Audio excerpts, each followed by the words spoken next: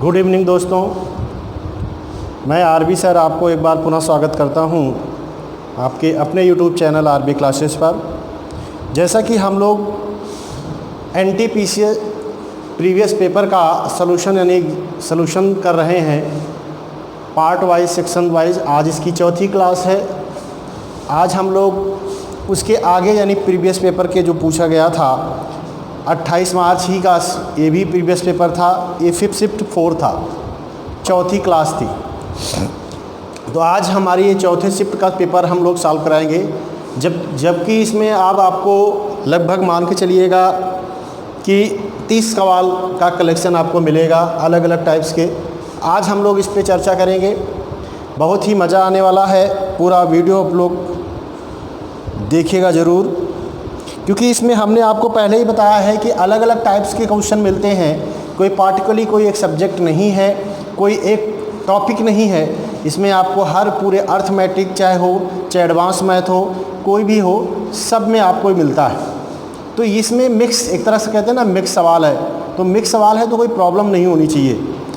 जो लोग आज पहली बार इस क्लास को देख रहे हैं, पहली बार हमारे साथ जुड़े हैं, चैनल को सब्सक्राइब कर लें, लाइक कर लें, ताकि उनके हर क्लासेस की नोटिफिकेशन मिलती रहे। ठीक है ना। और जो लोग आ गए हैं लाइव, वो पहले वीडियो को लाइक कर लें, ज़्यादा से ज़्यादा लोगों में शेयर करें, क्योंकि हमने बताया कि ये सीरीज़ जो है वो प्रतिदिन चलेगी। शाम को 7 बजे क्लास होगी। ठीक है, समझ में आया। तो ये चीज़ें हैं। जो लोग आज हैं, जो फर्स्ट क्लास, सेकंड क्लास या थर्ड क्लास नहीं देख पाए हैं, वो डिस्कशन बॉक्स में जाइएगा, उनको वहाँ लिंक मिलेगा। वो उसकी प्रीवियस पेपर जो छूट गया है या क्लास छूट गई है, उसको भी वो देख सकते हैं, सॉल्व कर सकते हैं। जिन भाई बंधु दोस्त हों, अगर आपको जो सवाल लग रहा है कि थोड़ा सा इम्पॉर्टेंट है, वो उसको आप नोट भी कर सकते हैं, स्क्रीनशॉट भी रख सकते हैं, एनीथिंग, कुछ भी रख सकते हैं। कलम कापी लेकर सब लोग बैठ जाएं, ताकि हम लोग आज के पेपर के आज की शिफ्ट पर स्टार्ट कर सकें। ठीक है, जल्दी से सब लोग अपना आ जाइए। ठीक, स्टार्ट किया जाए। सभी मज़ा आने वाला है। इसमें हम लोग ने बताया था मज़ा आने वाली है इस क्लास में, क्योंकि आपको इसमें हर टाइप्स के सवाल मिलेंगे। जो लोग अब इसमें देखिए, कुछ सवाल हमने आपको बताया कि आप पढ़े हुए हैं, कुछ आपको आज कुछ सवाल ऐसे होंगे जो आपको फर्स्ट टाइम मिल सकता है, तो उनसे घबराना नहीं है। समझ गए ना, उससे घबराना नहीं है कि कौन सा सवाल नहीं आता है। हम लोग की कोशिश यही है कि आपको ज़्यादा से ज़्यादा सवाल दिए जाएं, ज़्यादा से ज़्यादा आपको अभ्यास कराया जाए, ताकि आप लोगों का जो टाइम इशू है, सवाल को कितने जल्दी में आपको बनाना है, ये भी एक तरह से हम लोग का प्रैक्टिस होगा कि सवाल को कैसे हम लोग जल्दी से जल्दी बनाते हैं। ठीक है ना, क्लियर हुआ इतनी बात? बिल्कुल नहीं है। जो लोग आज पहली बार इस क्लास को देख रहे हैं, बिल्कुल निराश होने की कोई बात नहीं है। जो भी आपको लगता है, हम अगर 30 सवाल का कलेक्शन है, तो हमें ये ध्यान रखना होगा कि 15 सवाल लगा पाते हैं हम, 20 सवाल लगा पाते हैं, 18 लगा पाते हैं, कोई दिक्कत का विषय नहीं। आज हमने 15 लगाया है, कल 20 लगाएंगे, कल 18 लगाएंगे, परसों 20 लगाएंगे, 22 लगाएंगे, बढ़ता जाएगा। अपने आप को डिमोटिवेट नहीं करना है, फ्रस्ट्रेट बिल्कुल नहीं होना है। कोई दिक्कत नहीं, 4 सवाल, 8 सवाल, 10 सवाल, 20 सवाल, कुछ भी लगता है। ठीक है ना। इसी बात को आप रखते हुए अब हम लोग टॉपिक पे चलते हैं। आज का पहला सवाल, जो क्वेश्चन नंबर 74 से स्टार्ट होगा। ठीक है ना, जो क्वेश्चन नंबर 74 से स्टार्ट होगा। ठीक है, अब की बार एनटीपीसी पार करना है, यानी ये सवाल को रेलवे में सिलेक्शन अपनी सीट को कंफर्म करना है। आज की चौथी क्लास है। ठीक है, चलिए क्वेश्चन नंबर फर्स्ट देखते हैं। देखिए, ये 29 मार्च 2016 का फर्स्ट शिफ्ट का पेपर है। जबकि देखिए 3 शिफ्टों में पेपर होता है, आप लोगों को पता है। फर्स्ट, सेकेंड और थर्ड 3 शिफ्ट में पेपर होता है। 3 शिफ्ट में देखिए तीनों शिफ्ट की हमने 28 मार्च वाली की चर्चा कर ली थी। आज जो शिफ्टिंग है वो फर्स्ट शिफ्ट का है, 29 मार्च की 2016 का पेपर है। ठीक है ना। चलिए जल्दी से आइए, सब लोग लाइव आइए, कमेंट करके सवाल को बताते रहिए। चलिए पहला सवाल लगाइए। कोई दिक्कत का विषय नहीं है, कोई घबराने की बात नहीं है।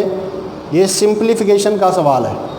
सरल रूप में लिखना है। √50 प्लस √18 माइनस √8 को सिंप्लीफाई करना है। ठीक है ना, सिंप्लीफाई करना है, कोई दिक्कत नहीं, इसको सिंप्लीफाई कर सकते हैं आप लोग। जल्दी से कमेंट करके बताइए, कोई प्रॉब्लम की बात नहीं है। आ गया?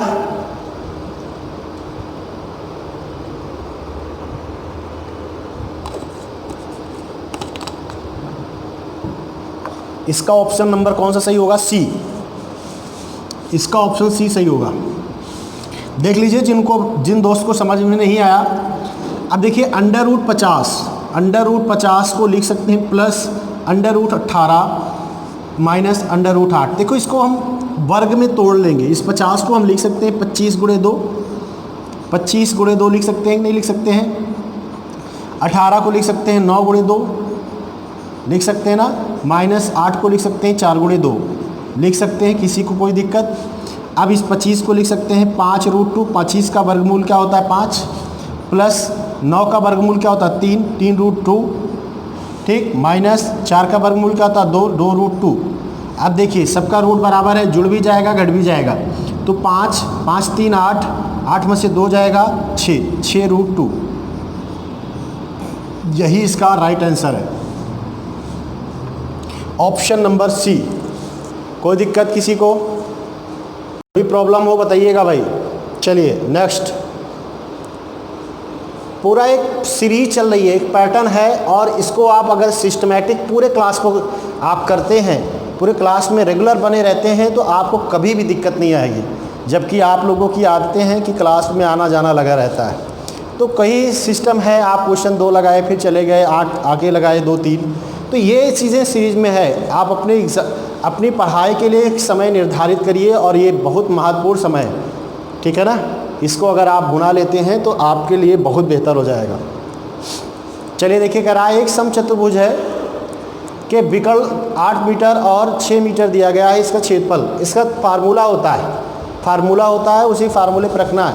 इसका फार्मूला क्षेत्रफल का क्या होता है? 1/2 पहला विकर्ण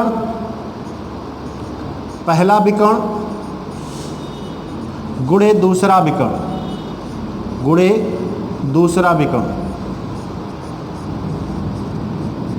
1/2 पहला विकर्ण गुणे दूसरा विकर्ण, जहाँ 1/2 पहला विकर्ण कितना है? पहला विकर्ण 8 है, दूसरा विकर्ण 6 है। 2 × 2, 2 × 4 8, 4 × 24, 24 सेंटीमीटर स्क्वायर। यही इसका ऑप्शन है, कौन सा? बी। सेंटीमीटर नहीं मीटर है, ठीक है ना, क्योंकि इकाई मीटर में है तो सेंटीमीटर नहीं होगी। 24 मीटर स्क्वायर, ठीक है ना, ऑप्शन नंबर बी। बात क्लियर हुआ? विकर्ण समचतुर्भुज का क्षेत्रफल जो होता है वो 1/2 पहला विकर्ण गुणे दूसरा विकर्ण, ठीक है ना। चलिए अगला, फटाफट बताइए। कह रहा है यदि रीना 12 मोबाइल फ़ोन 1,88,160 रुपये में बेचती हो, जिनका क्रय मूल्य 14,056 रुपये प्रति फ़ोन हो, तो कह रहा है उसे कितना लाभ होगा? एक फ़ोन को वो 14,056 रुपये में ख़रीदती है, 12 फ़ोन को कह रहा है वो 1,88,160 रुपये में बेचती है, तो उसका प्रॉफिट पूछ रहा है। एक मोबाइल का लाभ निकाल कर 12 से गुणा भी कर सकते हैं, या टोटल का लगे विक्रय मूल्य तो पता ही है, सीपी एसपी पता है, सीपी और कास्ट प्राइस निकाल लेंगे, ठीक है ना। एसपी पूरा 12 मोबाइल का एसपी पता है, सीपी निकाल लेंगे, बस एसपी को सीपी से घटा देंगे तो उसका प्रॉफिट आ जाएगा, लाभ आ जाएगा, ठीक है ना। करके बताइए जल्दी। एक मोबाइल से भी निकाल सकते हैं, लेकिन 2 बार निकालना पड़ेगा, इसलिए बेहतर होगा कि डायरेक्टली लगा लो। एक मोबाइल का विक्रय मूल्य निकाल लीजिए, तो 12 से डिवाइड कर देंगे, एक मोबाइल का विक्रय मूल्य आ जाएगा, क्रय मूल्य पता ही है, घटा देंगे, एक मोबाइल का लाभ आ जाएगा, 12 गुणा कर देंगे, वैसे भी आ जाएगा। तो सीपी पता ही है, 12 मोबाइल का सीपी एसपी कितना है, विक्रय मूल्य कितना है? 1,88,160 रुपये, ठीक। जबकि 12 मोबाइल का कास्ट प्राइस सीपी कितना हो जाएगा? तो विक्रय मूल्य एक मोबाइल का पता है 14,056 रुपये है, 12 से गुणा करा देंगे, तो 12 × 72, 2 शहरी व 7, 12 × 5 60, 7 × 67, ठीक, 12 × 4 48 के 8, और 12 एक नम 12 4 16, 1,68,672, 1,68,672 रुपये। ये किसका है? 12 मोबाइल फ़ोन का कास्ट प्राइस है। ये सीपी है, ये एसपी है। एसपी में से सीपी घटा दो, इसका प्रॉफिट आ जाएगा। घटा देते हैं। 8 इकाई का अंक 8 होगा, 2 ऑप्शन में है। 6 8 हो जाएगा। 88 और फिर ऑप्शन में है। एक कोई ज़रूरी नहीं होता पूरा किया जाए, आप घटा लीजिए तब भी वही आएगा, 19,488 ही आएगा। लेकिन ये सब चीज़ें ऑप्शन में बनाना सीखिए। टाइम के यूनिट डिजिट से बहुत इंपॉर्टेंट होता है। गुणा कराते समय, भाग देते समय या फिर जोड़ते समय, घटाते समय यूनिट नंबर को बहुत ध्यान में रखते हैं। ऑप्शन नहीं है तो कोई दिक्कत ही नहीं। अब देखिए यहाँ पे हमने घटाया, 1 यूनिट घटाया था, 10 में से 2 गया, 8 आया था। 8 2 ऑप्शन में था तो ये तो श्योर हो गया था कि ये नहीं होगा, ये नहीं होगा। इन्हीं दोनों में से श्योर था। एक और घटा दिया तो यहाँ 8 आ गया, तो ये श्योर था यही होगा, वो नहीं होगा। बात कन्फर्म हुई? इतना कन्फर्म हुआ? चलिए नेक्स्ट सवाल चलते हैं। फटाफट कमेंट करके बताइए भाई। अब आप अपनी तैयारी को मेंटेन देखिए, आप की तैयारी कैसी है और आप जिस एग्ज़ाम के लिए प्रिपरेशन कर रहे हैं उसमें आपका सवाल कैसे आएगा और कैसे हम उस सवाल को बनाएंगे। ये प्रिपरेशन भी आप चेक कर सकते हैं आप कि हमारी प्रिपरेशन कितनी कम रह गई, तैयारी कितनी हमारी कम है और कितनी मेहनत करनी पड़ेगी। ठीक है, ये भी चेक कर सकते हैं। या किस चैप्टर में हमें सवाल जल्दी से आ जाते हैं, किस चैप्टर में हमारे सवाल टाइम लगते हैं, उसके हिसाब से भी अपने आप को मेंटेन कर सकते हैं आप। तो उस पर ज़्यादा मेहनत करिए, ज़्यादा ट्रिक्स देखिए, ज़्यादा तरीके लगाइए, प्रैक्टिस करिए, अभ्यास करिए बार बार, तो आएगा। देखिए कह रहा राम और रहीम एक दूसरे से 680 मीटर की दूरी पर है। जैसे ये मान लीजिए है, ये 680 मीटर दूरी पे है राम और रहीम। मान लीजिए राम है, ये रहीम है, ठीक है ना। राम और रहीम एक 680 किलोमीटर दूरी पर है। कह रहा है वह क्रमशः 8 मीटर पर सेकंड और 9 मीटर पर सेकंड की चाल से एक दूसरे की ओर जाते हैं। ये इधर जाता है 8 मीटर पर सेकंड के हिसाब से और ये जाता है इधर से 9 मीटर पर सेकंड की चाल से, ठीक है ना। दोनों की स्पीड है। कह रहा है वह दोनों एक दूसरे से कितने समय बाद मिल जाएंगे। तो ये आपको पता है कि दोनों विपरीत दिशा में जा रहे हैं, तो विपरीत दिशा में दोनों की चाल ऐड हो जाएगी। तो हमारे लिए चाल क्या बनेगी, वो 9 और 8 जोड़ देंगे तो कितना हो जाएगा, 17 मीटर पर सेकंड। समय बराबर क्या होता है, दूरी बटा चाल। दूरी आपको पता ही है 680 है, चाल 17 है, ये मीटर में है, ये मीटर पर सेकंड में है, तो डिवाइड हो जाएगा ना, 17 चौको 68, 40 सेकंड लगेगा। उसे एक दूसरे को पास पहुंचने में कितना समय लगेगा, 40 सेकंड। ऑप्शन नंबर कौन सा सही है, सी। कौन सा सही है, सी। बात समझ में आई? क्या करेंगे, दोनों की ये टाइम एंड डिस्टेंस का सवाल है, ठीक है ना। दोनों विपरीत दिशा में जाएंगे तो दोनों की चालें ऐड होती हैं। विपरीत दिशा में दोनों की चाल ऐड होती है, एक ही दिशा में दोनों की चाल घट जाती है। तो दोनों विपरीत दिशा में जा रहे हैं क्योंकि ये इधर से आ रहा है, इधर से जा रहा है। तो कह रहा है दोनों की चालें जुड़ जाएंगी, जुड़ गई। दूरी हमारे लिए वही है, समय बराबर दूरी बटा चाल होता है, काट दिया। दोनों की इकाई सेम थी इसलिए कुछ करना नहीं पड़ा। चलिए नेक्स्ट चलते हैं। इसको भी सिंप्लीफाई करना है, सरल करना है। बॉडमॉस इस्तेमाल करके इसको सरल करना है।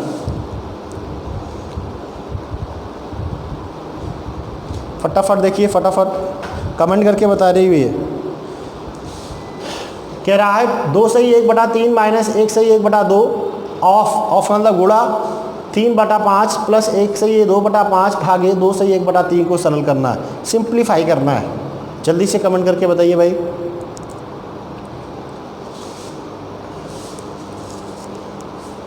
जल्दी से, फास्ट।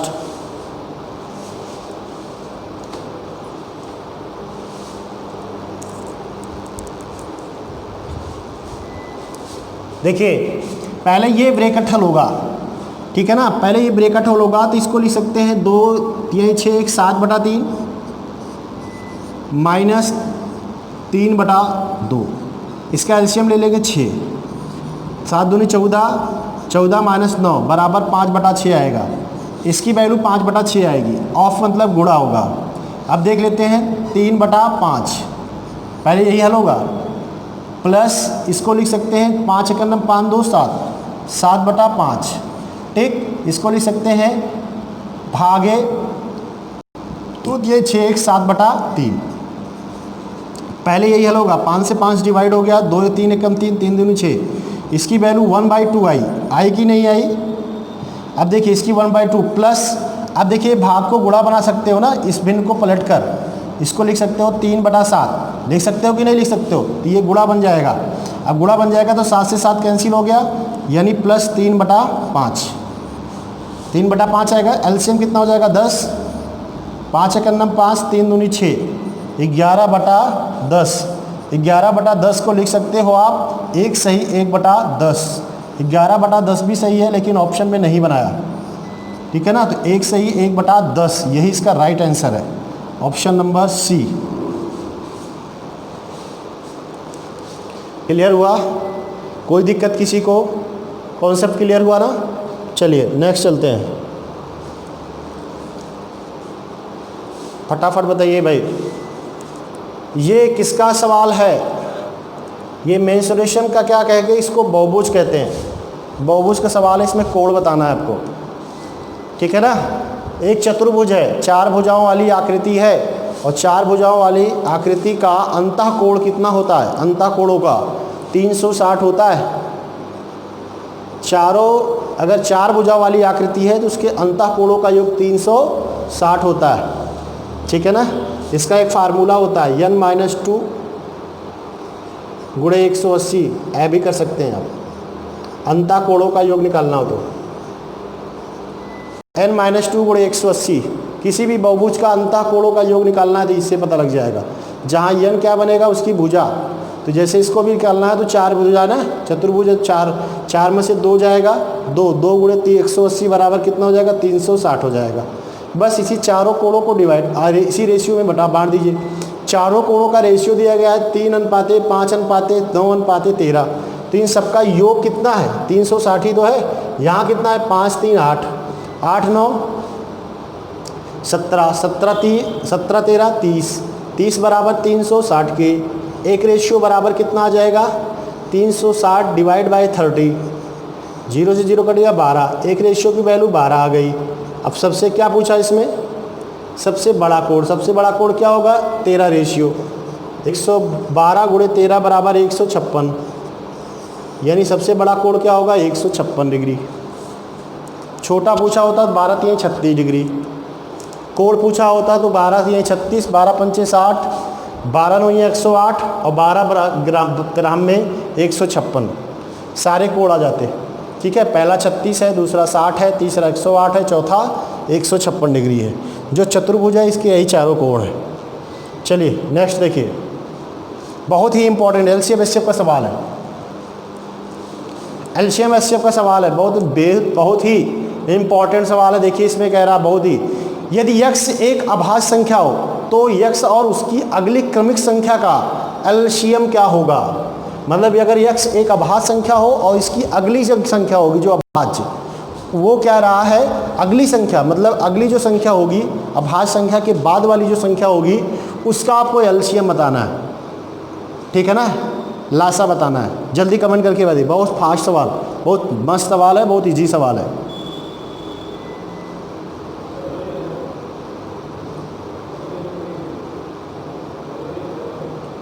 जल्दी जल्दी बताइए कमेंट करके।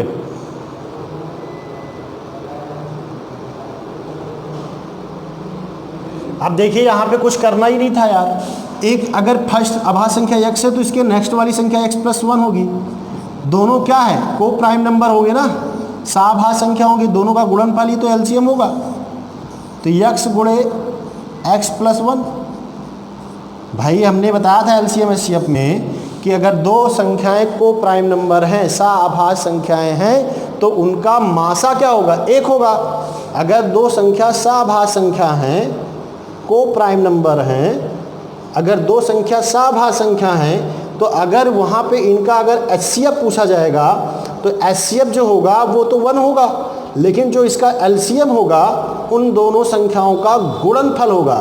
क्या होगा गुणनफल होगा, उन दोनों संख्याओं का गुणनफल ही उसका क्या होगा एलसीएम होगा। जैसे अगर आप समझना चाहें तो देखिए एक दूसरा भी एग्जांपल आपके कोई नंबर फाइंड करके दे सकते हैं। तो जैसे देखिए 2 क्या है, प्राइम को क्या है, प्राइम नंबर है, अभाज्य संख्या है, और 3 अगली संख्या हो जाएगी। तो 2 और 3 क्या है, वो प्राइम नंबर है, इसलिए इसका एचसीएफ क्या होगा, एचसीएफ भी क्या होगा, एचसीएफ तो 1 होगा, लेकिन एलसीएम क्या हो जाएगा, एलसीएम 2 × 3 हो जाएगा, 2 × 3 हो जाएगा, और 2 × 3 बराबर क्या होगा, 6 हो जाएगा। यही इसका मतलब दोनों का गुणनफल ही तो एलसीएम हुआ। तो यही तो इसका राइट आंसर है सी। ठीक है ना, बात समझ में आई, कोई दिक्कत किसी को? इसलिए ध्यान में रखिएगा, एलसीएम एचसीएफ पे इसको बताया भी गया था कि 2 सभाज्य संख्याओं का लासा उनका गुणनफल होता है एलसीएम, और एचसीएफ यानी मासा उनका 1 होता है। अगला चलिए फटाक से बताइए,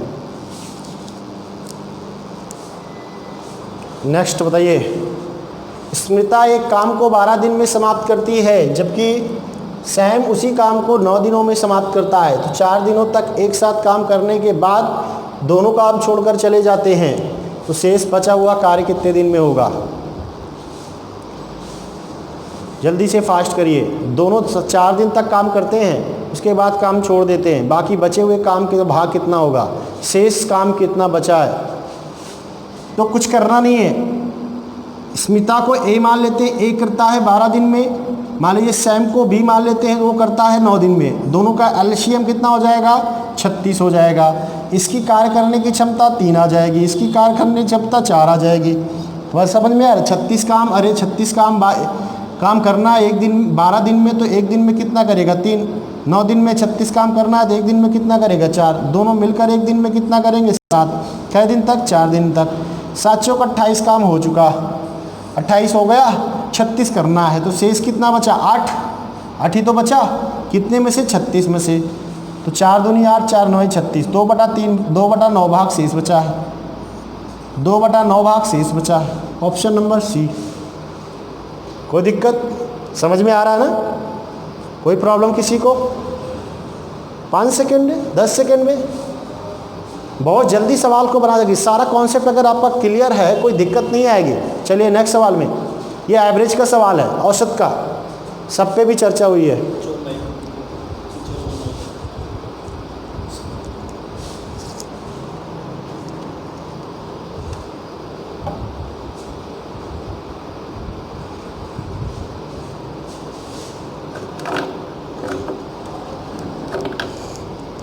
जल्दी से बनाइए, जल्दी से बनाइए,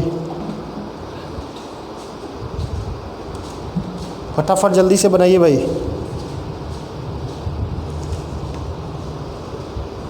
सबको आवाज़ जा रही है ना? चलिए,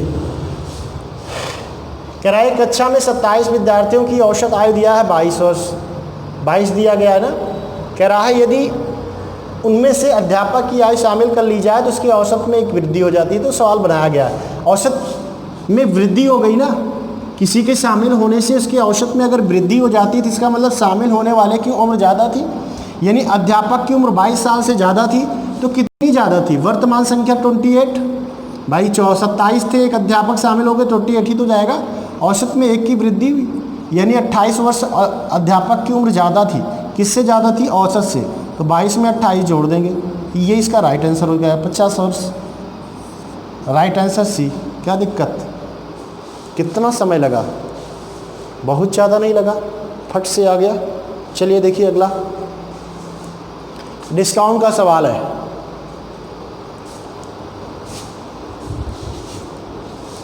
डिस्काउंट का अंकित मूल्य पर 20% की छूट देने के पश्चात किशोर को 12% का प्रॉफिट होता है। तो कह रहा है अंकित मूल्य क्रय मूल्य से कितने % अधिक है। कह रहा है कि कितनी ज़्यादा एमआरपी रखा जाए कि कास्ट प्राइस से, कि उसे 20% डिस्काउंट देने के बाद भी 12% का प्रॉफिट होना चाहिए। फटाक से बताइए कमेंट करके, मस्त सवाल है, कुछ नहीं करना है, 100% मान के लगा लो।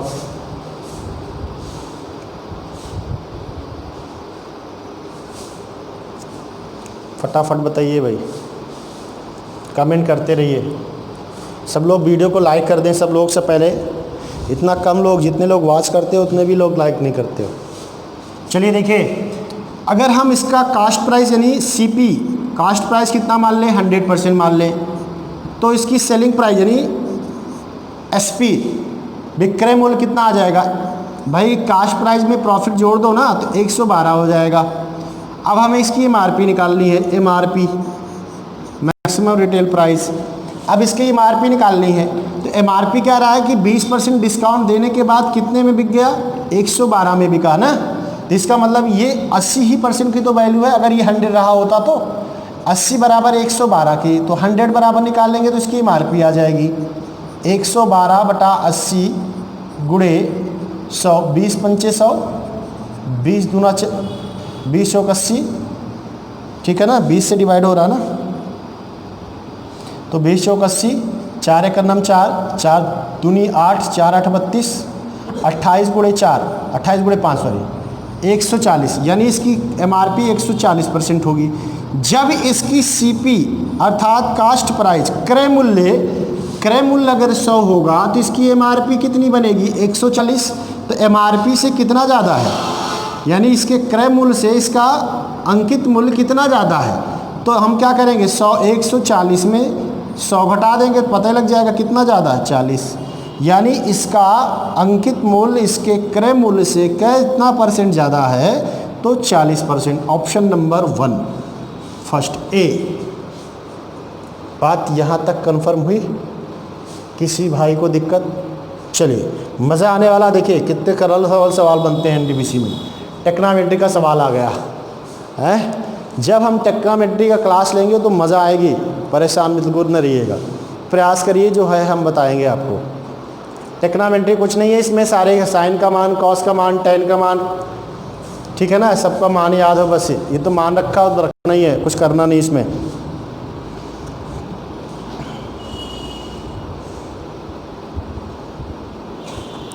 फटाफट बताइए भाई। Sine square 30 degree into cos square 40 degree 45 degree plus 4 tan square 30 degree plus 1 by sine square 90 degree minus 2 cos square 90 degree plus 1 by 24, ठीक है ना, 1/24 इसकी वैल्यू बतानी है। तो आपको पता है साइन का मान 30 डिग्री पे क्या होता है, 1/2 होता है। साइन 30 का मान क्या होता है, 1/2। 1/2 का स्क्वायर करेंगे 1/4 हो जाएगा, डायरेक्ट लिख रहे हैं भाई, ठीक। इंटू गुणा का निशानी तो होगा, तो दिक्कत नहीं है। कॉस 45 का मान 1/2 होता है, स्क्वायर करेंगे 1/2 हो जाएगा।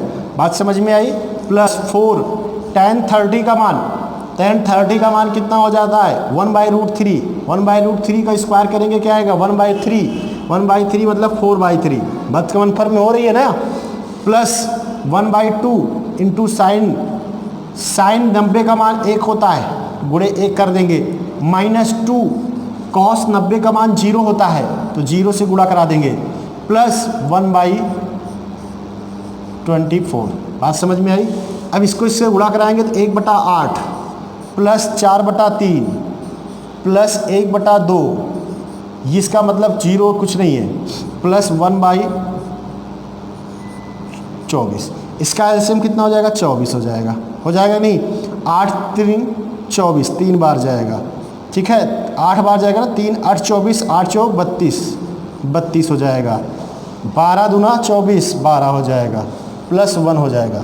ऐड कर लेंगे, 2 1 3, 3 2 5, 5 3 8, 2 3 3 1 4, 48/24, 24 से डिवाइड हो जाएगा, 24 दूना 48। इसका राइट आंसर क्या होगा, 2।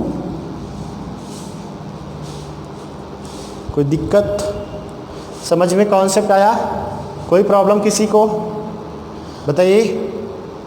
बस कुछ नहीं करना है। साइन के 30 का मान अगर आपको वैल्यू पता है, देखिए यहाँ पे जो वैल्यू पता होना चाहिए भाई, साइन 30 का मान, कॉस 30 का मान। और अगर हम टेक्नोमेट्री जब आपको बताएंगे, जब टेक्नोमेट्री की हमारी क्लास आएगी तो उसमें देखिए हम आपको बहुत बेहतर बताएंगे। याद करने की कोई ज़रूरत नहीं, सब याद रहेगा, ठीक है। तब तक तो भाई वेट करना पड़े। अभी सिचुएशन नहीं है भाई कि अभी एक्सप्लेन किया जाए, ठीक है ना। चलिए नेक्स्ट, फटाफट सिंप्लीफाई करना है, इसको सिंप्लीफाई करना है। आज ही हम लोग सिंप्लीफिकेशन की क्लास इस समय चली रही है ऑनलाइन ना, सुबह 10 बजे, ठीक है ना, सुबह 10 बजे क्लास चल रही है अर्थमेटिक की, जिसमें सिंप्लीफिकेशन है। और संयोग ये था कि ये आज की क्लास में ही हुआ था, मॉर्निंग की क्लास में। क्या अगर लिखा है ये लिखा गया है 9a² इन 9x² ना, 81 को लिख सकते हैं 9 का स्क्वायर ना, तो 9x² हो जाएगा ये, ठीक है, -7y², ठीक, बटा 9x + 7y। कुछ नहीं करना, ये लिखा जानते हो a² - b², a² - b² को क्या लिख सकते हो 9x + 7y, एक ब्रैकेट में, दूसरे में लिख सकते हो 9x - 7y, ठीक है ना, डिवाइड बाई 9x + 7y। ये इससे लैग कट जाएगा, बचा का भाई यही तो बचा 9x - 7y, यही तो हमारा उत्तर है। कौन सा? बी, यही तो है ना हमारा उत्तर। कोई दिक्कत किसी को? समझ में आया? चलिए नेक्स्ट ग्राफ का सवाल आ गया। कोई दिक्कत नहीं है। ग्राफ में दिया गया है 7 मैचों में 2 बल्ले द्वारा बनाए गए रनों को दिया गया है। 7 मैच हुआ है, बल्लेबाज फर्स्ट, बल्लेबाज सेकंड ने कितने कितने में, पहले मैच में पहले बल्लेबाज, ठीक है, 42 रन बनाया, दूसरे मैच में 51, तीसरे में 9, चौथे में 78, तीसरे में, पाँचवें में 63, छठवें में 20 और सातवें में 12 रन बनाया। जबकि दूसरा बल्लेबाज पहले मैच में 30, दूसरे में 22, तीसरे में 91, चौथे में 76, पाँचवें में 84, छठवें में 11 और सातवें में 7 रन बनाया। कोई किसी का शतक नहीं लगा है, न तो बल्लेबाज फर्स्ट का शतक लगा, न तो सेकंड का लगा। चलिए कोई दिक्कत नहीं, सारे का एवरेज निकालना है। तो कह रहा है कौन सा बेहतर बल्लेबाज है, किसका एवरेज सबसे ज़्यादा है, एवरेज किसका ज़्यादा है। तो यहाँ से अगर आप चेक करना चाहो तो देख सकते हो। सेकंड देखिए, ऑप्शन बना के देखो, ऑप्शन कैसे बनाते हैं, ऑप्शन कैसे बनाएंगे देखिए यहाँ पे।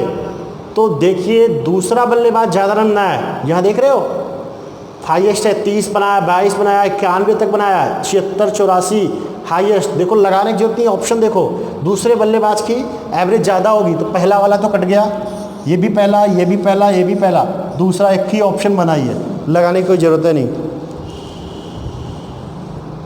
लगाने की कोई ज़रूरत है नहीं भाई। एक ही बल्लेबाज का एक ही एवरेज बनाया है, बस बात ख़त्म, सवाल 2 सेकंड का ख़त्म। समझ में आया? उस तरह भी लगा लेंगे आप, कोई दिक्कत नहीं, सारे को जोड़कर भाग देना पड़ेगा। कॉमन सेंस लगाइए ऑप्शन से सवाल बनाने के लिए, कुछ करना ही नहीं था। देख रहे हो ना, दूसरे बल्लेबाज की एवरेज ज़्यादा है, यहीं से दिख रहा है ना ग्राफ में, तो दूसरे का ज़्यादा है तो जोड़ने की जरूरत है, दूसरे का बल्लेबाज एवरेज ज़्यादा आएगा। यही तो पूछ रहा है किस बल्लेबाज का औसत ज़्यादा बेहतर है, तो एवरेज ज़्यादा है तो दो ऑप्शन होता, 2 बल्लेबाज का, तब तो मामला होता। सब में पहले ही बल्लेबाज का दिया, एक ही ऑप्शन 2 बल्लेबाज का दिया, दूसरे वाले बल्लेबाज का। चलिए नेक्स्ट चलते हैं। टाइम एंड डिस्टेंस का सवाल ये भी है।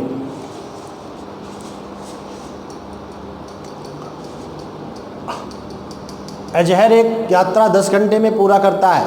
वह आधी यात्रा 21 किलोमीटर प्रति घंटा की रफ्तार से और आधी बाकी बची हुई यात्रा 24 किलोमीटर प्रति घंटा की रफ्तार से तय करता है।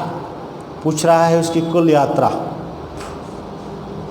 ऑप्शन से भी बना सकते हैं, ऑप्शन से भी बना सकते हैं, बेसिक कॉन्सेप्ट इसका हम दोनों बताते हैं। चलिए देखिए, अब यहाँ पे बात रही कि हाफ यात्रा दोनों को 10 घंटे में पूरा किया ना, ये बात कंफर्म हुई। इसका मतलब ये श्योर है कि टाइम हो सकता है दोनों को क्या लगे, दोनों को क्या लगे, पूर्ण नंबर में आए, टाइम जो है पूरा घंटे में आए।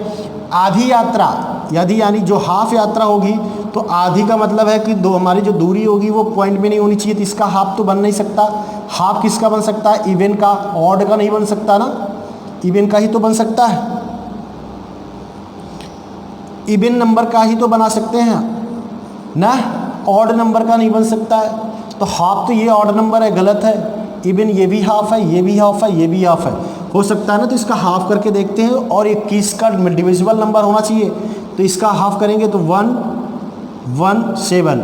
21 से कटेगा, नहीं कटेगा, ये नहीं हो सकता। अब देखिए इसका हाफ करेंगे तो इसका हो जाएगा 1 1 2 112। 21 का गुणज है क्या, 21 का गुणज है, नहीं है। ये भी नहीं हो सकता। 2 से करेंगे 1 2 6, 21 का गुणज है, 21 का गुणज है, सही है, कट जा रहा है ना, 6 बार 12। 24 का गुणज है क्या, 4 3 12, नहीं कट रहा है। ऑप्शन से लग रहा नहीं बन पाएगा क्योंकि इसमें ऑड बिन नहीं बन पाएगा। बात समझ में आए? चलिए देखिए, ऑप्शन से इसमें थोड़ा संदेह हो रहा है, ये ऑप्शन में दोनों में लग रहा है डाउट ना। चलिए देख लेते हैं इसका बेसिक कॉन्सेप्ट से। तो टोटल दूरी अगर x मान लेते हैं तो इसका हाफ 1/x और x/2 हो जाएगा, हाफ हाफ हो जाएगा, ठीक है ना। ये दूरी कह रहा है, इस दूरी को 21 की स्पीड से तय किया है तो दूरी बटा चाल 42 हो जाएगा ना। इस दूरी को तय किया 21/48 हो जाएगा। दोनों का योग दूरी बटा चाल ये समय ही तो है, दोनों का योग कितना दिया, 10 घंटे दिया। अब यहाँ से जोड़ेंगे एलसीएम लेकर, तो इसका एलसीएम कितना हो जाएगा, बड़ी संख्या लेंगे 48 में क्या है, 7 नहीं है ना, अरे भाई 8 है, 6 है, इसमें भी 6 है, इसमें 7 नहीं है ना, ये इसका एलसीएम हो गया। तो इसको डिवाइड करेंगे तो कितनी बार जाएगा, 8 बार जाएगा। इसको डिवाइड करें 8x प्लस 7x बराबर 10 के, 8 7 15 ना, 15x बटा 48 गुणे 7 डिवाइड बाई बराबर कितने के, 10 के ना, ठीक है ना। तो x बराबर डायरेक्ट लेते हैं 10 गुणे 48 गुणे 7 बटा 15 के, तो 5 दूनी 10, 5 तिहाई 15, 3 एक नाम 3 16, 16 दूना 32 गुणे 7, 32 गुणे 7, 7 दूनी 14, 7 तिरक 21 1 22, 224 ही ऑप्शन आया, option number option number C सही है। इसको ऑप्शन से बनाने में हाफ दूरी दिया ना, ठीक, वहाँ से कुछ डाउट है, ठीक है ना। यहाँ से देख लीजिए बेसिक कॉन्सेप्ट से, ये इसका राइट आंसर है, सी ऑप्शन। बात क्लियर हुई, समझ में आया? चलिए देखिए नेक्स्ट। देखिए, एक कैंप में 180 विद्यार्थियों के पास 20 दिनों के लिए भोजन था। यदि उस राशन को 25 दिन चलाना है तो कितने विद्यार्थियों को कैंप छोड़ना पड़ेगा? वेरी इंपॉर्टेंट सवाल, जल्दी से बनाइए भाई, वेरी इंपॉर्टेंट सवाल, बना लेंगे कोई दिक्कत नहीं।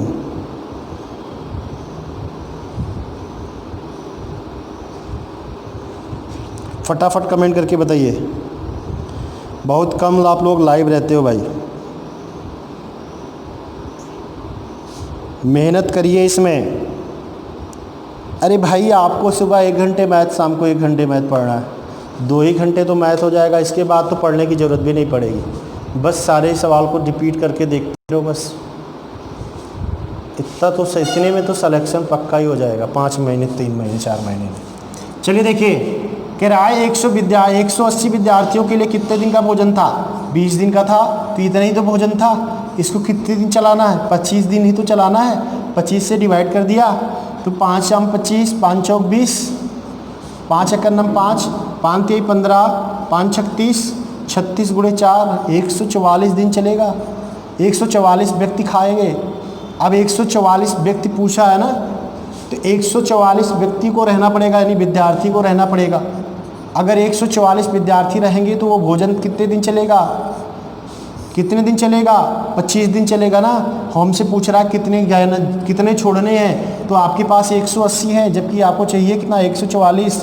घटा देंगे, 36 छात्र को कक्षा छोड़ देंगे तो वो क्या हो जाएगा? जो भोजन 20 दिन चलता था वो कितने दिन चलेगा? 25 दिन चलेगा।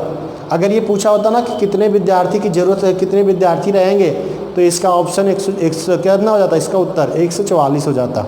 बात समझ में आ रही है ना? क्लियर हुआ? किसी को कोई दिक्कत, कोई कॉन्सेप्ट में दिक्कत? चलिए नेक्स्ट, फटाफट।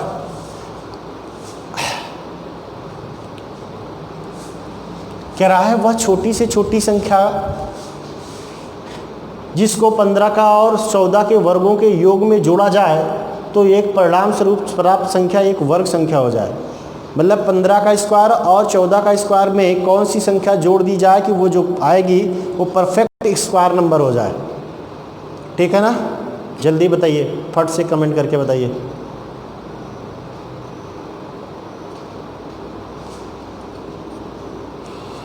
फटाफट बताइए भाई, बहुत आसान सवाल है, कुछ नहीं करना है। 15 का स्क्वायर और 14 का स्क्वायर छोड़ के जोड़ लो ना, तो 15 का स्क्वायर तो 225, ठीक है ना, 14 का स्क्वायर 196, दोनों को जोड़ेंगे तो 421। 421 तो परफेक्ट स्क्वायर नंबर तो है नहीं, है कौन सा, 441 परफेक्ट स्क्वायर नंबर है किसका, 21 का, है कि नहीं है। तो इसमें कितना ऐड किया जाए, 20, 20 आप जोड़ देंगे तो ये क्या हो जाएगा, परफेक्ट स्क्वायर नंबर हो जाएगा।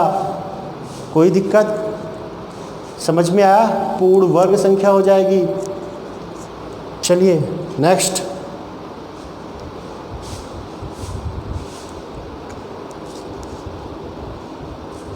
एक त्रिभुज का परिमाप दिया है 28 सेंटीमीटर, ठीक है ना, जल्दी से बताइए भाई कमेंट करके, बहुत ही आसान सवाल है।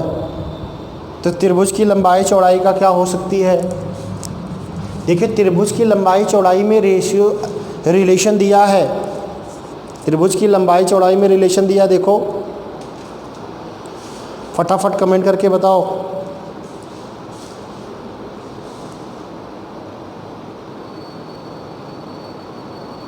फटाफट, यहाँ पे तो कुछ नहीं करना। देखिए त्रिभुज के परिमाप दिया है 28 सेंटीमीटर, लंबाई उसकी चौड़ाई का 5/2 गुना है, यानी जो L होगा, जो B होगा, उसका रेशियो 5:2 बनेगा कि नहीं, बनेगा ना। यानी जो लंबाई होगी वो 5 की गुणज होगी, चौड़ाई जो होगी वो 2 की गुणज होगी। ऑप्शन में देखिए ये तो नहीं है, गलत, यही तो है, यही सही है, ये भी नहीं है और ये भी नहीं है। तो इसका राइट आंसर क्या है, यही तो है, 5 का गुणज है ना, 5 दूनी 10 और 2 दूनी 4, यही इसका राइट आंसर है। प्रेजेंट आप माइंड यूज करिए भाई, हर सवाल को मेथड से लगाने के बजाय आप लोग उसका ऑप्शन भी देखा करें, कैलकुलेशन कम हो जाएगी, ठीक है ना। नेक्स्ट, जल्दी से बताइए भाई।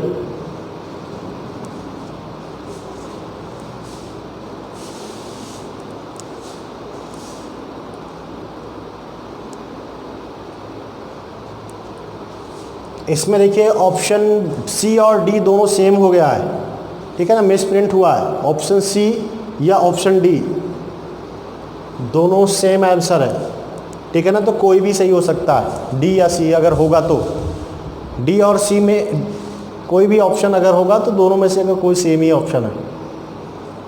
26.94 वो भी है, वो भी वही है। चलिए देखिए, कह रहा है गीता का वजन 11.235 किलोग्राम है, यदि उसकी बहन का वजन उसकी वजन का 1.5 गुना 4 गुना हो, तो यहाँ पे उसकी कुल दोनों का वजन क्या होगा। अगर उसकी गीता की वजन जो है अगर 1 होगा तो उसकी बहन का वजन कितना हो जाएगा, 1.4 होगा। रेशियो बनाएंगे तो क्या होगा, पॉइंट बढ़ा देंगे, 7:5 रेशियो के, ठीक है ना, 7:5 रेशियो का टोटल कितना है, 12 रेशियो। तो यानी इसमें से 12 में से गीता का रेशियो कितना पूछ रहा है, गीता का दिया है ना, तो गीता का 5 रेशियो है, 12/5 गुणे कितना कर देंगे, 11.235, 5 से डिवाइड हो जाएगा, 5 दूनी 10, दशमलव लग जाएगा, 5 दूनी 10, 5 चौक 20, 5 सते 35, 12 इंटू 2.247, 12 सते 84 के 4, ठीक है ना, इकाई अंक 4 आएगा, सब में है, ये तो गया।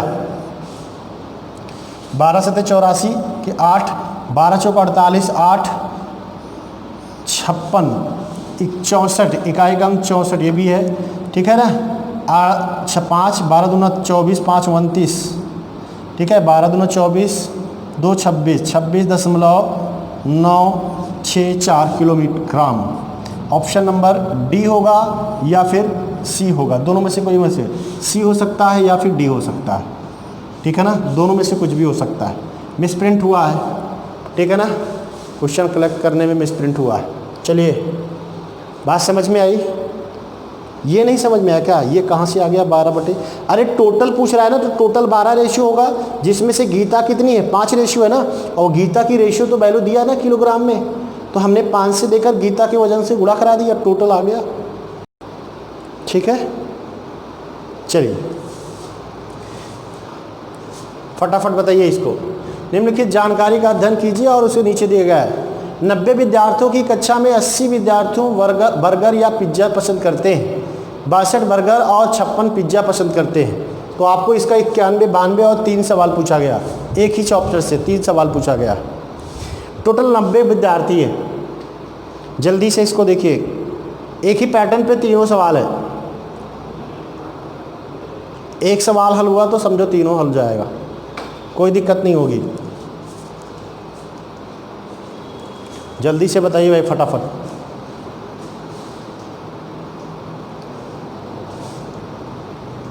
एक ही पैटर्न पे तीनों हो जाएगा। देखिए यहाँ से कह रहा है 90 कैंडिडेट थे, जिसमें से 80 को बर्गर या पिज्ज़ा, मतलब दोनों में से कुछ भी हो सकता है। 80 लोग कुछ ना कुछ खाते हैं, तो ये ऐसे ही तो पता लग गया। 90 में 80 घटा दिया तो पता लग गया कि 10 विद्यार्थी ऐसे हैं जो पिज्ज़ा और बर्गर नहीं खाते हैं। क्या ऐसा कोई ऑप्शन बनाया है? ऐसा कोई क्वेश्चन पूछा है? ठीक है ना, चलो देख लेते हैं बाद में। 80 हैं टोटल जिसमें कुछ ना कुछ खाते हैं, जिनमें से कह रहा है 62 लोग ऐसे हैं जो बर्गर खाते हैं, 56 लोग पिज्ज़ा खाते हैं। तो टोटल खाने वाले कितने हो गए? 118। जबकि इसमें से हैं आपके पास कितने? 80 अगर घटा देंगे तो क्या आ जाएगा? टोटल में से यानी 38 कैंडिडेट ऐसे होंगे जो या तो दोनों खाते हैं, पिज्ज़ा और बर्गर दोनों खाते हैं, बर्गर और पिज्ज़ा दोनों खाते हैं। ठीक है ना, 38 विद्यार्थी ऐसे हैं। अब ऑप्शन पे आते हैं, कितने विद्यार्थी ऐसे हैं जो दोनों पसंद करते हैं? 38, ऑप्शन नंबर बी। ठीक, कह रहा है कितने विद्यार्थी बर्गर नहीं पसंद करते हैं। अब बर्गर कितने नहीं पसंद करते? टोटल कितने हैं? 90 में 62 लोग तो बर्गर खाते हैं ना, 62 लोग बर्गर खाते हैं, तो 62 घटा दो तो बचा कितना? 28 ही तो बचा। 28 लोग ऐसे हैं जो बर्गर नहीं पसंद करते हैं। ठीक है, और कह रहा है कितने लोग ऐसे हैं जो पिज्ज़ा नहीं खाते हैं और बर्गर भी नहीं खाते हैं। तो 10 ही लोग तो हैं जो पिज्ज़ा बर्गर दोनों नहीं खाते ना, कुछ नहीं खाते ना तो पिज्ज़ा खाते ना तो बर्गर, 10 लोग हैं। ऑप्शन नंबर ए, तीनों आंसर का जवाब, तीनों क्वेश्चन का जवाब आ गया एक ही लाइन में। बात समझ में आई? बस हमने क्या किया, एक सिस्टमेटिक सारा निकाल लिया, जितने भी सवाल बन सकते थे उसने बता दिया। कोई दिक्कत किसी को? कहाँ पे प्रॉब्लम हो रही भाई? ये अच्छा 90 में से 62 क्या घटाया? अरे भाई टोटल 62 लोग हैं, 90 लोग हैं जिनमें से 62 लोग बर्गर खाते हैं, तो 90 में से 62 अगर घटा देंगे तो बर्गर ना खाने वाले लोग आ जाएंगे और वो 28 आ जाएंगे। ठीक है ना, समझ में आया? चलिए नेक्स्ट 94, फटाफट बताइए भाई। बहुत ही आसान सवाल है, इसको ऑप्शन भी बना सकते हो, इसको बताया गया नंबर सिस्टम का सवाल है। एक संख्या के 2 अंकों का योग 10 है, यदि अंक आपस में बदल दिए जाएं तो संख्या का मान 18 बढ़ जाता है। संख्या 18 का, उस संख्या का मान 18 बढ़ जाता है। अब यहाँ पे आपको ध्यान रखना है कि संख्या का मान 18 बढ़ गया ना, 18 में कुछ नहीं करेंगे, पहले 9 से डिवाइड करेंगे। 9 से डिवाइड कर दिया तो भागफल 2 आया, 9 से भाग दे देंगे ना इसमें 18 में 9 से भाग दे देंगे। ये 9 से क्यों भाग दिया जाता है? क्योंकि हमेशा जो संख्या जोड़ी या घटाई जाएगी वो 9 की गुणज होगी, तभी उसका अंक बदलेगा, वरना नहीं बदलेगा। तो भागफल कितना है? ये जो भागफल आया है वो 2 अंक की संख्या के अंकों का क्या है? अंतर है, अंकों का अंतर है, अंतर है ये। और अंतर ऐसा कौन सा है? 2 अंकों का, यानी अंतर 2 है। अब यहाँ से देखना चाहे तो ये भी नहीं गलत, ये भी गलत, इसमें ज़्यादा है, इसमें 7, इसमें भी अंतर 2 का, इसमें भी है। लेकिन ध्यान रखिएगा इसमें जो उसका मान बढ़ता है तो संख्या तो छोटी ही होगी ना, मान बढ़ रहा है तो संख्या तो छोटी होगी ना। अगर हाँ ये कहता है कि इसका मान घट जाता है तब इसका ऑप्शन क्या हो जाता? 64 हो जाता। समझ गए ना, क्योंकि 46 को उल्टा करेंगे तो उसकी वैल्यू बड़ी होगी, 64 को अगर उल्टा कर देंगे तो छोटी हो जाएगी। समझ गए ना, इसीलिए इसका ऑप्शन नंबर 46 सही है। ठीक है, ऑप्शन 46 सही है, ए ऑप्शन है। ठीक है ना, क्लियर हुआ? बात समझ में आई? नेक्स्ट चलिए, बहुत इंपॉर्टेंट है, बट्टे का डिस्काउंट का सवाल है। दो क्रमित बट्टों का आपको देखना है, इसमें तो कुछ करना नहीं है। दोनों का योग 17 है ना, 17 तो डिस्काउंट मिल नहीं सकता, 12 और 15, 5 का 17 होता है, इसका डिस्काउंट 17 से कम ही होगा, तो ये तो कैंसिल हो गया। अब इतना भी तो कम नहीं होगा कि ये 8 हो जाएगा। अब 17 में कितना कम होगा, देखिए 12 पंचे 60, 2 अंक पे दशमलव लगा के 0.6 कम होगा, 0.6 17 में घटा देंगे तो कितना आएगा 16.4, यही इसका राइट आंसर है। थोड़ा जल्दी से कोशिए, इसको भी इससे लगा सकते हैं, -x -y प्लस XY/100, यही से लगता है ये, जहाँ x मतलब पहला डिस्काउंट, y मतलब दूसरा डिस्काउंट, इससे भी लगाएंगे तो यही आएगा। बात क्लियर हुई, कोई दिक्कत? कॉन्सेप्ट देखिए लगाइए भाई, थोड़ा सा करना पड़ेगा, प्रेजेंट ऑफ माइंड लगाएंगे तभी स्पीड बन पाएगा। चलिए नेक्स्ट देखिए, ये डायग्राम बनाना है और इसमें बताना है ये कौन सा त्रिभुज होगा। BEFD एक त्रिभुज है ABC जिसमें D पैरेलल डाला गया है, DEF का क्रमशः AB BC और AC की मध्य बिंदु है, ठीक है ना। फिर कह रहा है तो चतुर्भुज BEFD का मान बता, कौन सा चतुर्भुज है, एक वर्ग है, एक आयत है, एक विषम कोण है, एक समांतर चतुर्भुज है। कुछ नहीं करना, एक ट्रायंगल बनाना है, त्रिभुज बनाया, ट्रायंगल में A है, ये B है और ये C है। AB पर कौन सा बिंदु है, D मध्य बिंदु है ना, BC पर कौन सा बिंदु है, A, और AC पे कौन सा बिंदु है, F। अब यहाँ से कौन सा ट्रायंगल पूछ रहा है, ये, इसको ऐसे मिला देंगे, ये देख रहे हैं ना, तो यही तो है BEFD। ये कौन सा त्रिभुज है, देखिए ये ना, कलर चेंज कर दिया, ये कौन सा त्रिभुज है। अब देखिए ये इसके मध्य बिंदु है, तो ये इसके पैरेलल, ये इसके पैरेलल, यानी कौन सा बिंदु, समांतर चतुर्भुज है। कौन सा है, समांतर चतुर्भुज है, ऑप्शन नंबर C, ठीक है ना, C ऑप्शन सही है। समांतर चतुर्भुज पैरेलल होगा, समांतर चतुर्भुज होगा, ठीक है ना। बात कंफर्म हुई इतनी। चलिए नेक्स्ट 97 क्वेश्चन नंबर, 13,680 रुपये को 3 भागों में बांटा गया है। पहले और तीसरे का भाग का रेशियो दिया गया है और दूसरे और तीसरे का भी रेशियो दिया गया है, ठीक है ना। तो पहले भाग की बता रहा है, कुछ करना नहीं, इसको समानुपात, पहला और थर्ड का रेशियो दिया गया है 3:5 के, और सेकेंड और थर्ड का रेशियो दिया गया है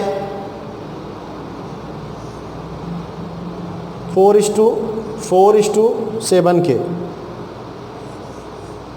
ठीक है ना, 4:7 के।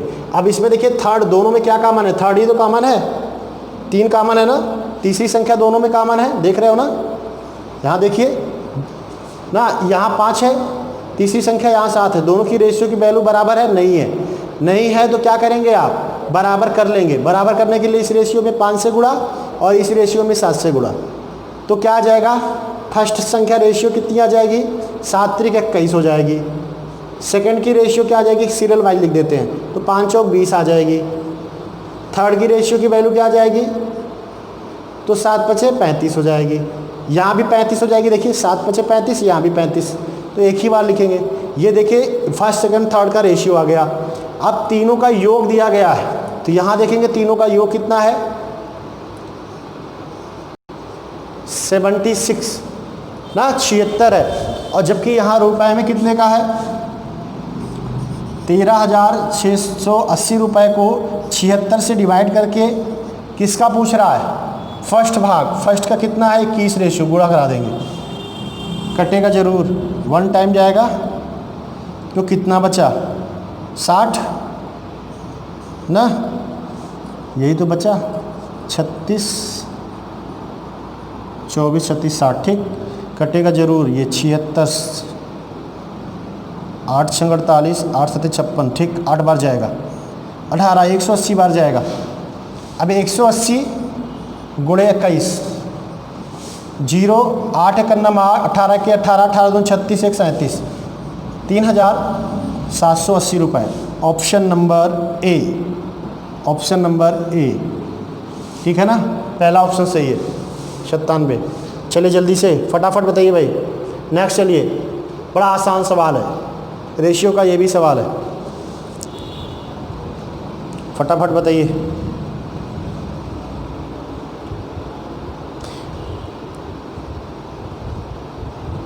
फटाफट बताइए भाई। एक मिश्रित धातु में सोने और चांदी का रेशियो भार दिया गया है 17:13 का अनुपात है। यदि मिश्रित धातु में चांदी दिया गया है तो मिश्रित धातु में सोने का रेशियो, 3 रेशियो की वैल्यू दिया भाई, 3 रेशियो बराबर 2.7 है तो 1 रेशियो बराबर 0.9 आ जाएगा। 17 रेशियो बराबर 17 गुणे 0.9, कितना समय लगेगा? 17 9 या 153, 15.3, 15.3 का मतलब बी ऑप्शन। क्या दिक्कत है भाई? कैलकुलेशन जल्दी करिए भाई, कुछ दिक्कत नहीं है, फास्ट। चलिए नेक्स्ट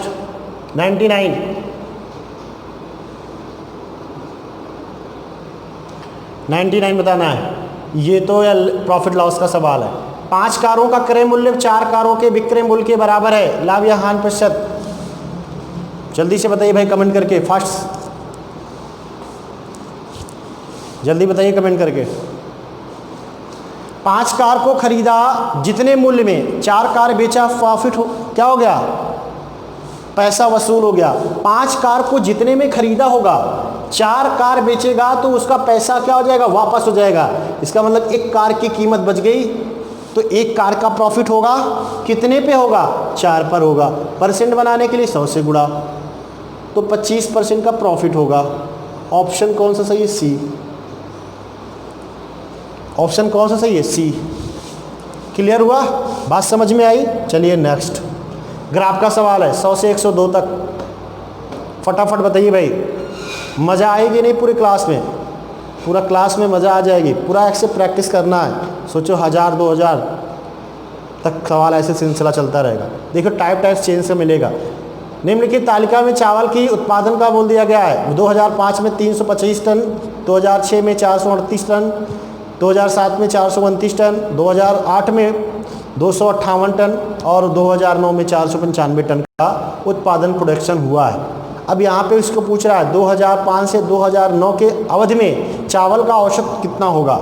औसत निकालना है तो पहले टोटल निकालना पड़ेगा। इसको टोटल निकालेंगे। 5 8 5 13 9, 13 9 22, 22 8 20 25, 35 कैरी हुआ 3, 3 2 5, 5 3 8, 8 2 10, 10 5 15, 15 9, 15 9 24 कैरी हुआ 2, 3 2 5, 5 4 9, 9 4 13, 13 2 15, 15 4 19, 1945 को कितने से डिवाइड करेंगे? 5 साल से। तो 5 3 15 ना, 5 3 15 बचा कितना? 5 8 40, 5 9 45, 289, 389 ये इसका राइट आंसर है। क्लियर? बस समझ में आई? एवरेज निकालिए। एवरेज मतलब सारे को जोड़कर डिवाइड कर दिया 5 से। 5 साल है ना, 1 2 3 4 5 साल। अब कह रहा है अगला देखिए, वर्ष 2005 की तुलना में 2009 में उत्पादन में वृद्धि का प्रतिशत। वर्ष 2009 में, अब यहाँ से बात ये समझना है कि वर्ष 2009 में कितना उत्पादन हुआ? 495 और वर्ष 2005 में कितना हुआ? 325। तो ज़्यादा है ना, 325 से 495 कितना ज़्यादा है? 170 ज़्यादा है। 170 ज़्यादा है कि नहीं है? 170 को क्या करेंगे आप? 325 से डिवाइड करेंगे और 100 से मल्टीपल कर देंगे, गुणा करा देंगे ना। यही तो हुआ। अब देखिए यहाँ से 25 से कट जाएगा 20 बार जाएगा, 5 6 30, 50 25, 5 से कटेगा 13 बार जाएगा, 5 3 15, 5 4 20, 34 गुणे 20 मतलब 680। 680 को 13 से डिवाइड करेंगे, 13 25 65, 13 25 65, 50 से ज़्यादा आएगा। 13 25 65 कितना बचा? 3, 13 दूना 26, 52 दशमलव समथिंग कुछ आएगा। ऑप्शन लगाने की जरूरत नहीं है, सी ऑप्शन। ठीक है ना? कोई दिक्कत? समझ में आया? चलिए नेक्स्ट देखते हैं अगला।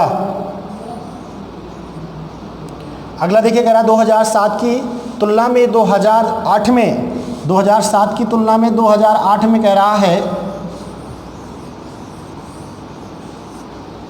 2007 की तुलना में 2008 में, 2007 में कितना हुआ? 429, 2008 में कितना हुआ? 258। घट गया कि नहीं घट गया? घट गया। कह रहा तुलना में उसकी गिरावट कितनी परसेंट थी? तो इसकी तुलना में इसकी गिरावट कितनी आई? 171 किससे? 429 से, डिवाइड बाई 100। ठीक है ना? अप्रॉक्सिमेटली कितना आएगा? 670 मान के मानते हैं। 13 17 दूना 34, 17 दूना 34, 17 दूना 34 लगभग 8 बचा, 17 पचे 85, 2 पॉइंट समथिंग के आसपास आएगा। 25 होगा 100, 40 के आसपास आएगा। 40 के आसपास कोई ऑप्शन, ये 40 ही दिया है ऑप्शन नंबर। कोई ज़रूरी काटो, अप्रॉक्सीमेटली निकाल लिया ना। जब हमने इसको डिवाइड किया तो लगभग 2.5 के आसपास आएगा। ये 2 पॉइंट को जब इसको डिवाइड करेंगे तो 40 के आसपास आएगा, ठीक है ना। तो 40 के आसपास एक ही ऑप्शन 40 ही बनाया, यही इसका राइट आंसर है। कोई दिक्कत? चलिए लास्ट सवाल है, जल्दी से बताइए, फटाक से जल्दी से बताइए। आज की क्लास का ये लास्ट सवाल है, जल्दी से बताइए। प्रथम 6 अभाज्य संख्याओं का माध्य मतलब एवरेज, पहली फर्स्ट 6 संख्याओं का। तो पहली 2 है, दूसरी 3, 5, 7, 11, 13, यही तो है, यही तो 6 संख्या हैं। सारे को जोड़ लेंगे तो 2, 3, 5, 5, 10, 7, 17, 7, 28, 28, 13, 41, 41 divide by 6, option number C, यही इसका राइट आंसर है। ठीक, क्लियर हुआ। ये इतने सवाल पूछे गए थे, अप्रॉक्सली 31 सवाल, ठीक है ना। 30 या 31 सवाल, 30 सवाल का हमने आज हल किया है, ठीक है ना। मज़ा आई क्लास में। ये 2016 का 29 मार्च का NTPC का पेपर है, ठीक है ना। इस टाइप के सवाल मैथ में आए थे। अब आप आकलन करिए कि अगर हम बैठे होते तो इन सवालों में कितने सवाल का जवाब दे सकते थे, ठीक है ना। कोई दिक्कत? समझ में आया सबको? चलिए आज की वीडियो को यहीं समाप्त करते हैं। वीडियो देखने के लिए सबको बहुत बहुत धन्यवाद। ठीक, सभी को गुड नाइट, जय हिंद। घर पे रहें, सुरक्षित रहें और पढ़ते रहें।